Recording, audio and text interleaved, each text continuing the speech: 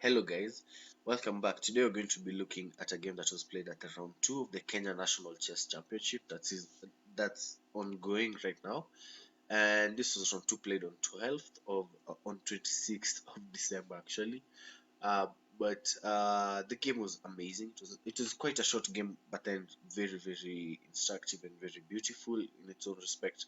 And Juma Maxwell, I mean, I love the national championship because then it brings really everyone back to chess, even the people who are, let's say, retired or don't really play chess that much, like Martin Gateri. And it's interesting to see him play against like the next generation of players like Juma Maxwell, who I think is a very talented player. So anyway, without wasting any more time, let's just look at the game. And Maxwell served pawn to e4, Gateri played the Sicilian, knight to f3, knight to f6. And after the game, I was asking Maxwell how the game went, and he told me that with this move knight to f6, he thought that Gateri wanted to throw him off, like off book or something like that. But it's also playable. So pawn to e5, knight to d5, pawn to d4, take, and now bishop to c4. You really have to defend your knight. Now takes, queen to a5 check, pawn to c3, and queen takes back. Notice here that you can't really choose to take this pawn because then knight to c3 just develops and defends the bishop indirectly, or actually directly, but you can't really take that pawn. So he took back on d5, winning back the piece, and now queen takes d4, queen to b5, stopping castling at the moment, and now pawn to c4, chasing back the queen, queen goes to a6, and now castle, knight to c6, queen went to e4, pawn to d6, and if you look at this position, you kind of see that white has achieved what he wanted from the opening. The queen is centralized, looking beautiful.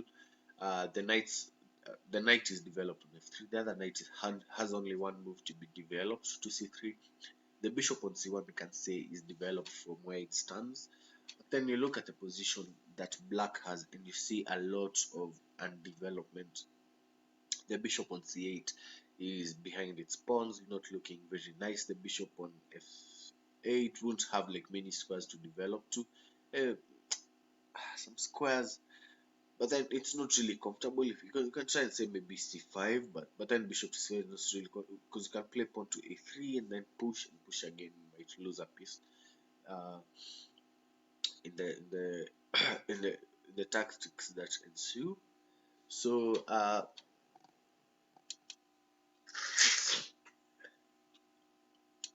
black's position is a little bit harder to play than white, and here Gateri played pawn to d6. In my opinion, playing something like pawn to b5 is actually a practical move. So pawn to b5 is usually like a very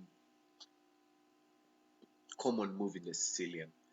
You want to play pawn to b5, especially when you play something like e6. With this structure that has a pawn on e6 and this kind of pawn structure, you really want to play pawn to b5 at some point, because then you want your bishop to sit on b7 and you want to break down like the structure on this queen side.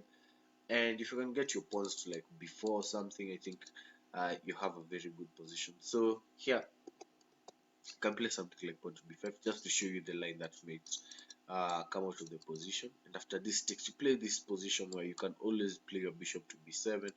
The rook, yes, can come to d1, but then you just play something like bishop to e7, knight to c3. You can even move your queen back to b6, then to c7, something like that. And it's a playable position, a really good position, I think, for black.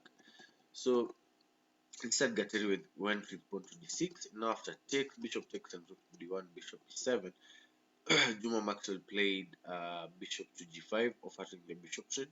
Actually played pawn to f6, very practical move. I think the best move in the position. And now bishop comes back to d2, castles, and knight to c3. Pawn to f5 was played, queen back to e2, and after bishop to f6, we play knight to b5. The idea of knight to b5 is to, first of all, to avoid the trade on c3, and second, and most importantly, is to introduce this threat of playing knight to c7, forking the rook and the queen. So you have to respond to both threats. Okay, sorry about that. So you kind of have to respond to both threats at that position. uh, um,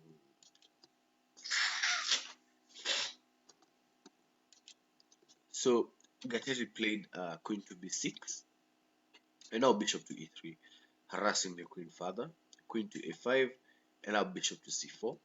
Rook moved, then the rook trade happened, and now um after rook takes on d8, in my opinion, you really have to take back with your queen, because then taking back the bishop just kind of traps your own queen in some way. So after rook takes and bishop takes, this position is actually completely winning for white. And Maxwell missed the idea initially. You can try and pause the clock and try and find the winning idea in this position. But then I can show you the idea is playing rook to d1. You might ask why. We can maybe play something like bishop to f6. Play bishop to f6. We play something like pawn to a3.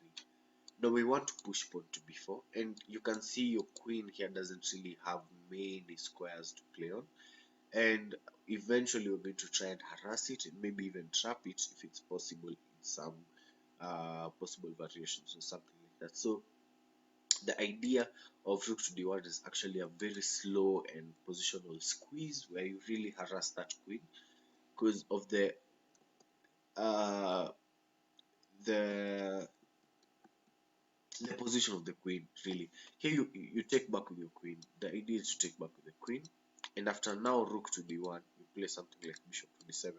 Not great by any means, but then at least you're surviving. You're still trying to play the position. You're still trying to create something with black. So after rook takes and bishop takes, Juma Maxwell instead played pawn to b4, and his idea here was after knight takes on b4, he wanted to play queen to d2, attacking the bishop and also pinning the queen to its own knight. But then knight to c6 is a playable move, just defends everything. And he said immediately after he saw that he had blundered the piece, he just decided to continue with the game. So he played rook to d1, knight went back to c6 as advertised, and now Juma Maxwell played knight f to d4, offering the trade, and after bishop takes, pawn to a6, and again this position is completely winning for white. You can maybe try and pause. Now this is like better. This is way sweeter, because then Juma Maxwell found it and he played bishop to c4, bishop to c3 rather, chasing the queen. So the queen went to b6, and now the killer move rook to d6, because you can't really run away from this trade. There's nothing you can do to save this queen in this position. So uh, best move we analyzed after bishop to c3 is maybe play something like pawn takes on b5, and after the queen is traded, we play bishop takes and continue with this position where uh, black has sacrificed the queen. Then I don't know. We might try and hustle something out of this position, but after after allowing rook to d6, the game is completely lost. So Martin Gateri played queen to c5, trying to hold, and now rook takes on d8 with check, king to f7, queen to h5 with check, and you can't prevent the checkmate. So beautiful game by Juma Maxwell. There are so many interesting games at the Kenya National Championship. They use the Bilbao system, where a win is 3 points and a draw is a point. So I think it really motivates people to fight, and we are seeing brilliant games, so many brilliant games, and we're going to make sure we analyze as many of them as we can get. So yeah, this was the game Juma Maxwell versus Martin Gatiri. Hope you enjoyed it. Don't forget to leave a like, to comment, or subscribe to the channel. And yeah, let's keep it growing. Let's keep on advertising Kenyan chess.